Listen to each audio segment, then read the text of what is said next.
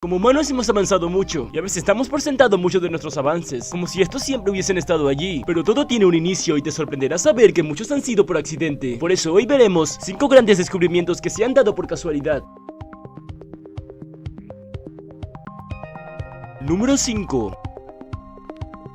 En el año 1945, en medio de una época oscura para la humanidad, también se hizo un descubrimiento que cambiaría para siempre el mundo de la cocina. Ellis Percy Spencer, un ingeniero de la Raytheon Corporation, perdió a su padre siendo muy joven y su madre lo abandonó tiempo después, por lo cual este no llegó ni siquiera a terminar la primaria. Aún así, en la década de 1920, este logró conseguir trabajo en la Raytheon Corporation, la cual se dedicaba sobre todo a la fabricación de radares. Para 1941, los magnetrones que eran utilizados para generar señales de microondas, que es fundamental para los radares, estaban siendo producidos en masa. Un día de 1945, Percy se encontraba caminando por un laboratorio de la compañía cuando pasó por delante del magnetrón encendido y se dio cuenta que el chocolate que tenía en su bolsillo se había derretido misteriosamente. Como no hacía calor y el suceso había ocurrido de forma muy repentina, el científico rápidamente entendió todo lo que estaba pasando. Había sido por causa del magnetrón. Aún así, era necesario hacer algunas pruebas. Spencer colocó algunas semillas de maíz para hacer palomitas, esto cerca del tubo del experimento. El maíz no tardó mucho en echarse. Repitió este mismo experimento usando un huevo de gallina, y debido al gran incremento de temperatura y presión dentro del huevo, este acabó por explotar. Esto confirmaba por completo su teoría. Rápidamente y hambriento por sacar dinero de este descubrimiento, en 1947 salió al mercado el primer horno comercial de microondas. Estas primeras unidades eran muy incómodas, medían 1,60 m de altura y pesaban 80 kilos. Además eran comercializadas por $5,000 la unidad, así que no cualquiera podía tener uno. No fue sino hasta la década de los 70 que empezó a masificarse más. Así es, el horno microondas fue descubierto por un chocolate caído en batalla.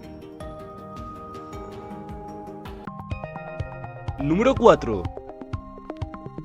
En 1886, John Pemberton desarrolló y comenzó a comercializar una bebida que imitaba el vino Mariani, la cual llamó Pemberton French Wine Coca. Con esta fórmula intentaba crear un jarabe en contra de los problemas digestivos, por lo cual esta era comercializada a través de las farmacias. Pero este no contaba con una cosa. El 25 de noviembre de 1885, el condado de Fulton, cuya sede era Atlanta, votó para aprobar la ley seca. Al iniciarse el 1 de julio de 1886, Pemberton vio la noticia en la calle y empezó a desarrollar una fórmula alternativa de su vino francés, solo que esta vez no tenía alcohol. Ese mismo julio de 1886, Pemberton inventó la bebida original de la Coca-Cola, basada en la hoja de coca y la nuez de cola, esta mezclada con agua carbonatada, para venderse en farmacias como una bebida con propiedades medicinales. Rápidamente esta bebida se hizo del agrado de la gente, y lo que empezó siendo una bebida medicinal terminó convirtiéndose en una gaseosa muy popular, empezando a comercializarse en forma de bebida y ya no de medicina. El contador de Pemberton, Frank Robinson, sugirió el nombre y el logotipo de la nueva bebida de Pemberton. Para el nombre de la nueva bebida propuso que se combinasen los nombres de sus dos ingredientes principales, las hojas de coca y las nueces de cola. Ese mismo año, en 1886, se empezó a vender el remedio a 5 centavos la unidad en la farmacia Jacob, ubicada en Atlanta. La bebida se convirtió en todo un éxito. En 1889, la fórmula y la marca se vendieron por $2,300 a Asa Greenskinder, quien creó la corporación de Coca-Cola Company en Atlanta. El resto es historia. Hoy en día, prácticamente la bebida más popular del mundo, y empezó siendo una medicina.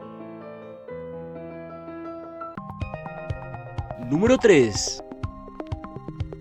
El 8 de noviembre de 1895, mientras realizaba experimentos para estudiar la fluorescencia ultravioleta de los rayos catódicos, utilizando un dispositivo llamado tubo de Crookes, el físico Wilhelm Conrad Röntgen observó un fenómeno inesperado, un leve resplandor amarillo verdoso sobre el cartón impregnado con una solución de cristales de platino cianuro de bario. Ahora, hablando en español, lo que básicamente pasó fue que esta pantalla comenzó a brillar, a pesar de estar cubierta para bloquear la luz. Este hallazgo lo intrigó, lo cual lo llevó a hacer varias pruebas para investigar más a fondo. Röntgen descubrió que al alejar la solución el resplandor seguía presente, lo que sugirió que se trataba de una radiación altamente penetrante pero invisible al ojo humano. Decidió continuar con los experimentos durante varias semanas, esto para comprender las propiedades de estos rayos, a los cuales llamó X, esto por ser rayos desconocidos. Mientras intentaba tomar una fotografía, Röntgen notó que las placas estaban veladas, lo que lo llevó a pensar que los rayos estaban afectando la emulsión fotográfica. Este hallazgo lo impulsó a realizar aún más pruebas, durante las cuales descubrió que los rayos X podían atravesar la materia y dejar estos una impresión en forma de película fotográfica. Decidió entonces experimentar con el cuerpo humano y expuso a la mano de su esposa los rayos X, colocándola sobre una placa fotográfica. Esta experimentación resultó en la obtención de la primera radiografía del cuerpo humano. Hoy en día es una de las prácticas más comunes de la medicina.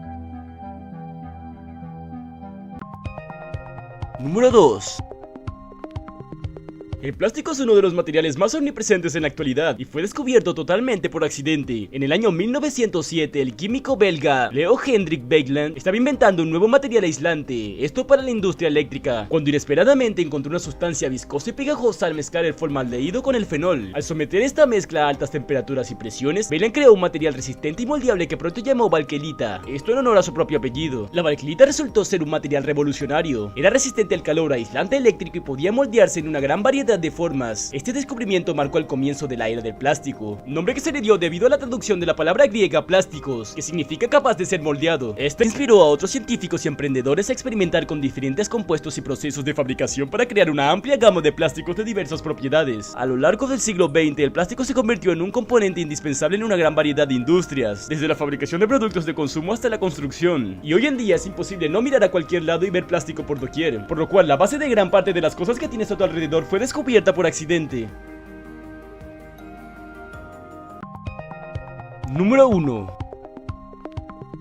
En el año 1928, en el laboratorio del bacteriólogo escocés Alexander Fleming en Londres, Fleming estaba investigando algunas bacterias patógenas, en particular la bacteria Staphylococcus aureus, conocida por causar numerosas infecciones. Durante una de sus ausencias en septiembre de 1928, Fleming dejó algunas placas de cultivo de bacterias desatendidas en el laboratorio. Al regresar, notó que una de las placas estaba contaminada con un hongo, más tarde identificado como Penicillium notatum. Para su sorpresa, alrededor de la zona donde se encontraba el hongo, las bacterias no crecían. Intrigado por este fenómeno, Fleming decidió investigar más a fondo. Después de estudiar detenidamente la placa, Fleming observó que el hongo estaba produciendo algún tipo de sustancia que inhibía el crecimiento bacteriano. Reconoció que este descubrimiento tenía el potencial de ser revolucionario en el campo de la medicina, ya que podría conducir al desarrollo de un agente antibacteriano eficaz. Sin embargo, el trabajo para purificar y producir este nuevo agente fue arduo y requirió la colaboración de otros científicos, Howard Florey y Ernst Boris James, dos investigadores de la Universidad de Oxford. Estos tomaron el relevo en el desarrollo de la sustancia, lo que eventualmente llevaría al descubrimiento de la penicilina como antibiótico. Durante la década de los 40, la penicilina comenzó a producirse en gran escala y se utilizó ampliamente para tratar a los soldados heridos. Su impacto fue inmediato y significativo, salvando innumerables vidas al combatir eficazmente las infecciones bacterianas que antes eran mortales. El nombre penicilina viene del nombre del hongo que la produce, Penicillium notatum, para describir la sustancia que Fleming había descubierto. Desde entonces, la penicilina ha sido uno de los medicamentos más importantes y revolucionarios en la historia de la humanidad. Ocupa el primer lugar por la gran importancia que tiene este descubrimiento, el cual a día de hoy sigue salvando muchas vidas. Ten en cuenta que muchas de las enfermedades actuales que no nos parecen mortales lo serían si esta no existiera.